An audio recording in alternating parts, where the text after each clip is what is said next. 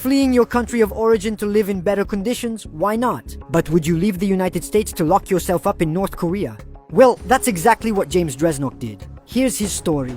James Dresnok, also known as Joe, was a young American soldier born on November 24, 1941, in Norfolk, Virginia, USA. Left destitute by his parents with no family support, he made a life choice of enlisting in the US Army when he was just 17 and decided to get married the following year. He was first sent to fight in Germany. There, he had a life-changing experience. He was asked to clean an entire military truck with a toothbrush in freezing weather. Shocked, he began to imagine his life away from the army. But when he returned from his military service in Germany, he realized that his wife had filed for divorce in his absence. He fell into a depression, remained in the army, and was sent to South Korea. He was deployed there for a few months, and that was when his new life began. On August 15, 1962, while he was stationed for the American Army, he decided to desert to enemy territory, North Korea. At the time, he was threatened with sanctions for allegedly falsifying documents to obtain permission to leave his base. He was a controversial character, who often went to border villages to drink, smoke, and visit brothels. Joe no longer found any purpose in his work or in his life, so he decided, during a lunch break with his comrades in arms, to desert.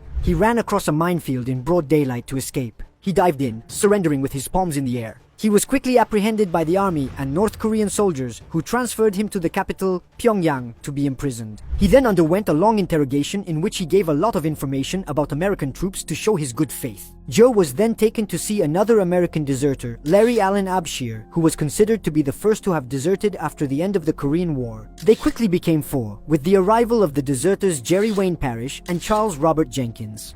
But in 1966, this small group of deserters presented themselves at the embassy of the Soviet Union. They were unhappy with the living conditions in North Korea and were hopeful to reach Moscow. Instead, the Soviet officials called the police. James Dresnok was confronted with reality. In one of the most closed countries in the world, it would not be easy to leave, and he realized that he would probably spend the rest of his life there. So he changed his attitude and fully adopted the ideology and way of life of North Korea. His voice was used on the radio by North Korean propaganda to make calls to desert to other soldiers.